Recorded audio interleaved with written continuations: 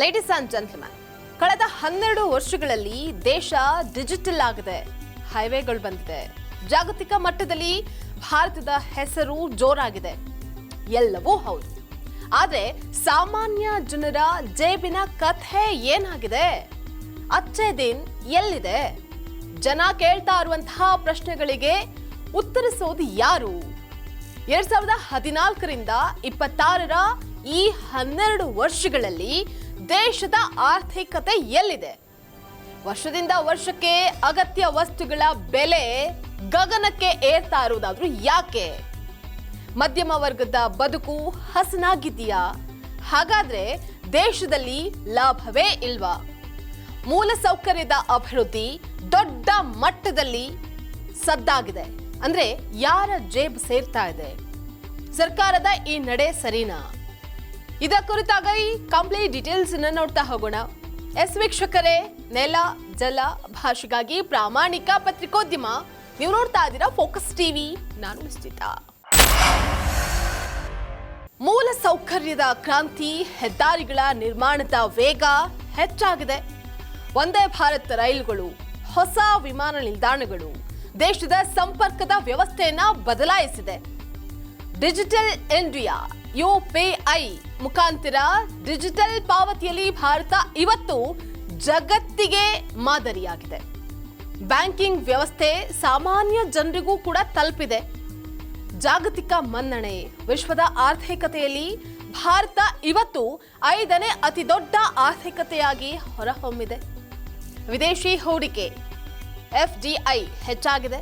ಬಡವರ ಕಲ್ಯಾಣ ಯೋಜನೆಗಳು, ಕೋಟ್ಯಾಂತರ ಜನರಿಗೆ ಉಚಿತ ರೇಷನ್, ಆಯುಷ್ಮಾನ್ ಭಾರತ್ ಆರೋಗ್ಯ ವಿಮೆ, ಇನ್ನು ಪ್ರಧಾನ ಮಂತ್ರಿ ಆವಾಸ್ ಯೋಜನೆ ಏನಿದೆ, ಮನೆ ತಗೊಳ್ಳುವಂತಹದ್ದು ಅಥವಾ ಗ್ರಾಮೀಣ ಭಾಗಕ್ಕೆ ಶೌಚಾಲಯ, ಅದರ ಜೊತೆಗೆ ಮೂಲಸೌಕರ್ಯ ಅಂತ ಏನಿದೆ, ಕುಡಿಯುವ ನೀರಿನ ವ್ಯವಸ್ಥೆ ಸೌಲಭ್ಯವನ್ನ ಕೂಡ ಒದಗಿಸಲಾಗಿದೆ. ಹಾಗಾದ್ರೆ ಕಳೆದ 12 ವರ್ಷಗಳಲ್ಲಿ ಅಗತ್ಯ ವಸ್ತುಗಳ ಬೆಲೆ 50ರಿಂದ 100ರಷ್ಟು ಅದಕ್ಕಿಂತನೂ ಹೆಚ್ಚನ್ನಾಗಿ ಮಾಡಿರುವಂತಹದ್ದು ಯಾಕೆ ಅನ್ನುವಂತಹದ್ದು ಜನರ ಆರೋಪವಾಗಿದೆ. ಇನ್ನು ಅಂಕಿಅಂಶಗಳನ್ನ ನಾವಿಲ್ಲಿ ಒಮ್ಮೆ ಸೂಕ್ಷ್ಮವಾಗಿ ಗಮನಿಸಿ ನೋಡೋದಾದ್ರೆ 2014ರಲ್ಲಿ ಪೆಟ್ರೋಲ್ 72ರಿಂದ 75 ರೂಪಾಯಿ ಇತ್ತು. ಇವತ್ತು ಅದೇ ಪೆಟ್ರೋಲ್ 102 ರೂಪಾಯಿಂದ 110 ರೂಪಾಯಿ ಆಗಿದೆ. ಅಂದ್ರೆ 45% ಇಲ್ಲಿ ಏರಿಕೆಯಾಗಿದೆ. ಹಾಗೇನು ಡೀಸೆಲ್ 58 ರೂಪಾಯಿ ಇತ್ತು, ಅದು 58ರಿಂದ 60 ರೂಪಾಯಿ ಇತ್ತು. ಈಗ ಅದು 90ರಿಂದ 98 ರೂಪಾಯಿ ತಲುಪಿದೆ. ಇಲ್ಲಿ 60% ಏರಿಕೆ ಆಗಿದೆ. ಅವತ್ತು 34 ರೂಪಾಯಿಂದ 38 ರೂಪಾಯಿ ಇದ್ದಂತಹ ಲೀಟರ್ ಹಾಲು ಈಗ 56 ರೂಪಾಯಿಯಿಂದ 66 ರೂಪಾಯಿ ತಲುಪಿದೆ. ಅಂದ್ರೆ 70% ಏರಿಕೆಯನ್ನ ಕಂಡಿದೆ. ಹಾಗೆ ಇನ್ನು ದಿನನಿತ್ಯ ಬಳಕೆ ಮಾಡುವಂತಹ ಅಡುಗೆ ಮನೆಯ ವಸ್ತುಗಳು, ಸಾಮಗ್ರಿಗಳೇನಾಗಿ ಇದೆ, ಗ್ಯಾಸ್ ಸಿಲಿಂಡರ್ ಆಗಿರ್ಬೋದು. ಅದರಲ್ಲೂ ಗ್ಯಾಸ್ ಸಿಲಿಂಡರ್ 2014ರಲ್ಲಿ 410 ರೂಪಾಯಿಯಿಂದ 450 ರೂಪಾಯಿ ಇತ್ತು. ಇವತ್ತು ಅದೇ ಗ್ಯಾಸ್ ಸಿಲಿಂಡರ್ 950ರಿಂದ 1000 ರೂಪಾಯಿಯನ್ನ ತಲುಪಿದೆ. ಇಲ್ಲಿ ಪ್ರತಿನಿತ್ಯ ಈಗ ಎಲ್ಲರೂ ಕೂಡ ಗ್ಯಾಸ್ ಸಿಲಿಂಡರ್ ಮೇಲೇನೆ ನಾವು ಅಡುಗೆಗಳನ್ನ ಮಾಡ್ತಾ ಇರುವಂತಹದ್ದು. ಮುಂಚೆ ಸೌದೆ ಒಲೆ ಯೂಸ್ ಮಾಡ್ತಾ ಇದ್ವಿ, LPG ಯೂಸ್ ಮಾಡ್ತಾ ಇದ್ವಿ, ಬೇರೆ ಬೇರೆ ಗ್ಯಾಸ್ಗಳನ್ನ ನಾವು ಯೂಸ್ ಮಾಡ್ತಾ ಇದ್ವಿ. ಕಂಪ್ಲೀಟ್ ಆಗಿ ನಾವೆಲ್ಲರೂ ಕೂಡ ಈಗ LPG ಮೇಲೆ ಡಿಪೆಂಡ್ ಆಗಿದ್ದೀವಿ. ಡಿಪೆಂಡ್ ಆಗ್ತಾ ಇದ್ದಂತೆ ಹೊಗೆ ಮುಕ್ತ ದೇಶವನ್ನಾಗಿ ಮಾಡ್ತೀವಿ ಅಂತ ಹೇಳಿದಂಥವ್ರು ಅದರ ಜೊತೆಗೆ ಮತ್ತಷ್ಟು ಹೊರೆಯನ್ನು ಕೂಡ ಹೆಚ್ಚು ಮಾಡಿದ್ದಾರೆ. ಏನು 950ರಿಂದ 1000 ರೂಪಾಯಿ ಈಗ ತಲುಪಿದೆ. ಸಾಮಾನ್ಯ ಜನತೆ ಗ್ಯಾಸನ್ನ ಉಪಯೋಗಿಸೋದು ಹೇಗೆ ಅಂದ್ರೆ 110% ಏರಿಕೆಯನ್ನು ಕಂಡಿದೆ LPG. ಇನ್ನು 2014ರಲ್ಲಿ kg ಅಕ್ಕಿಗೆ 25 ರೂಪಾಯಿಂದ 35 ರೂಪಾಯಿ ಇತ್ತು. ಈಗ 50 ರೂಪಾಯಿಂದ 70 ರೂಪಾಯಿ ಆಗಿದೆ. ಅಂದ್ರೆ 100% ಏರಿಕೆಯನ್ನ ಕಂಡಿದೆ. ಅವತ್ತು 75ರಿಂದ 85 ರೂಪಾಯಿ ಇದ್ದಂತಹ ತೊಗರಿಬೇಳೆ ಇವತ್ತು 160 ರೂಪಾಯಿಂದ 180 ರೂಪಾಯಿ ತಲುಪಿದೆ. 115% ಏರಿಕೆಯನ್ನ ಕಂಡಿದೆ.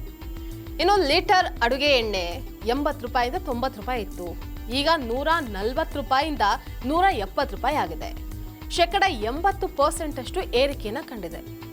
ಇತ್ತ ಕೇಂದ್ರ ಸರ್ಕಾರ ಚಿನ್ನ ಮತ್ತೆ ಬೆಳ್ಳಿಯ ಆಮದು ಸುಂಕವನ್ನ 6ರಿಂದ 15% ಭಾರಿ ಪ್ರಮಾಣದಲ್ಲಿ ಏರಿಕೆಯನ್ನ ಮಾಡಿದೆ. ಇನ್ನ ಸಂಬಳ ಕೂಡ ಜಾಸ್ತಿ ಆಗ್ತಾ ಇಲ್ಲ. ಆದರೆ ತರಕಾರಿ, ಮಕ್ಕಳ ಸ್ಕೂಲ್ ಫೀಸ್, ಗ್ಯಾಸ್ ಬಿಲ್ ಎಲ್ಲವೂ ಕೂಡ ದಿನದಿಂದ ದಿನಕ್ಕೆ ಡಬಲ್ ಆಗ್ತಾನೆ ಹೋಗ್ತಾ ಇದೆ. ಮಧ್ಯಮ ವರ್ಗದವರು ಬದುಕೋದೇ ಕಷ್ಟವಾಗ್ತಾ ಇದೆ.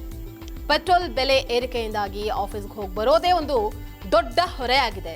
ಉಳಿತಾಯ ಅನ್ನುವಂಥದ್ದು ನಮ್ಮ ಜೀವನದಲ್ಲಿ ಹೆಸರಿಗಷ್ಟೇ ಉಳಿದಿದೆ. ಬೆಲೆ ಏರಿಕೆಯನ್ನ ನಿಯಂತ್ರಣ ಮಾಡುವಂತಹ ನಿಟ್ಟಿನಲ್ಲಿ ರಿಸರ್ವ್ ಬ್ಯಾಂಕ್ ಆಫ್ ಇಂಡಿಯಾ ಏನಿದೆ, ಸರ್ಕಾರದ ಆರ್ಥಿಕ ನೀತಿಗಳು ಎಷ್ಟು ಜವಾಬ್ದಾರಿಯುತವಾಗಿ ಕೆಲಸವನ್ನ ಮಾಡ್ತಾ ಇದೆ ಅನ್ನುವಂತಹದನ್ನ ಮರುಪರಿಶೀಲನೆ ಮಾಡಬೇಕಾಗಿದೆ. ಇನ್ನು ನರೇಂದ್ರ ಮೋದಿ ಅವರ ನೇತೃತ್ವದ ಸರ್ಕಾರ ಅಧಿಕಾರಕ್ಕೆ ಬಂದು ಇವತ್ತು ನಾವು 12 ವರ್ಷಗಳ ಸುದೀರ್ಘ ಆಡಳಿತದ ಮೈಲಿಗಲ್ಲನ್ನ ದಾಟಿ ಬಂದಿದ್ದೀವಿ. ಆದರೆ ಬೆಲೆ ಏರಿಕೆ 2014ರಿಂದ ಇಂದಿನವರೆಗೂ ವರ್ಷದಿಂದ ವರ್ಷಕ್ಕೆ ಅಗತ್ಯ ವಸ್ತುಗಳ ಬೆಲೆ ಗಗನಕ್ಕೇರ್ತಾನೆ ಹೋಗ್ತಾ ಇದೆ. ಇಂತಹ ಪರಿಸ್ಥಿತಿಯಿಂದ ದೇಶಕ್ಕೆ ಸಿಕ್ಕಂತಹ ಲಾಭವಾದ್ರೂ ಏನು? ಮಧ್ಯಮ ವರ್ಗದ ಬದುಕು ಹಸನಾಗಿದೆಯಾ ಅಥವಾ ಹಳಿಯನ್ನ ತಪ್ಪಿದೆಯಾ? ಭಾರತದ ಆರ್ಥಿಕತೆಯ ನಿಜವಾದ ಜವಾಬ್ದಾರಿ ಯಾರ ಹೆಗಲ ಮೇಲಿದೆ ಅನ್ನುವಂತಹದನ್ನ ಕಾದ್ ನೋಡ್ಬೇಕಾಗಿದೆ.